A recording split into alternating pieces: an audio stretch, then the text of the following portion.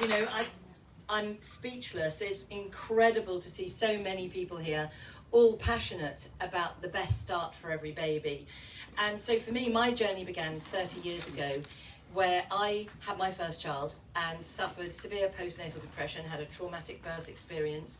And for me, I was a senior banker, I was doing very well in my career, I was expecting my first child and thinking, this baby's just going to enter into the journey, it'll be fine, there's nothing to see here, knew nothing about having a baby, and of course was bowled over by how horrendous it was, and then how terrible I felt afterwards for not knowing anything about it, how terrible it could be, and then what to do to get myself back together again.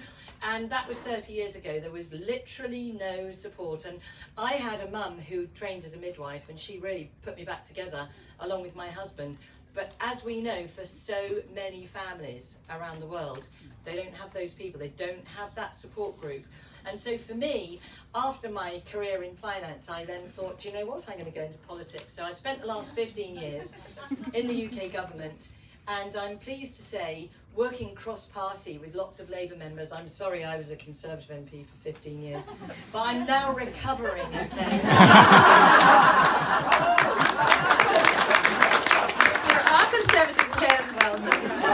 All right, well, for you I'm not recovering, but for those others I am. I'm whatever you want me to be. However, I am neutral on this topic, and I can tell you that in the United Kingdom, it's a subject that is totally non-partisan, and I am great friends with the Leader of the Commons, who has the job I used to have, with the Chancellor, who I was on the Treasury Committee with when we were first MPs, and also with the Health Secretary, who I've talked to lots of times when he was the Shadow Minister and I was the Minister. So actually a long way back. So in the UK, we are now getting the hang of this.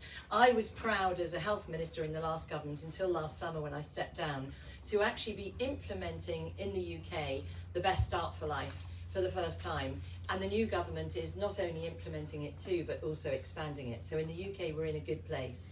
But I stepped down last summer to start up something called the 1001 Critical Days Foundation. I've known Alan forever. We argue, we come together again, we sometimes dispute, but obviously it's quite hard to argue with him, isn't it? He just talks louder and longer and But anyway, on this we are utterly agreed, and Alan leads our academic advisory group, and what our foundation is doing is three things. One, funding charities that provide support services to families with their new babies. Two, commissioning groundbreaking research around the world into how better to deliver good outcomes for babies. And three, advocating around the world for the 1001 Critical Days. Norway is our #1 partner. We have so much to learn from you. And in the last few days, thanks to Lena and Mette and Kristin and Inga Marta, we've learnt so much about how the Norwegian system works. We're so grateful to you for that. And we think there are some things you could learn from us. And what we're determined to do is to work closely with Norwegian parliamentarians. What they don't realise is they signed their names, but they actually signed away their whole next 10 years. So we'll help you. Anything you need, we'll help you, okay? We'll be there. We know how to pester people. But I'll leave it there. But we are completely with you on this, and we're so impressed. We can, together, make the world a better place. And I really hope and believe that we're going to do that. Thank you.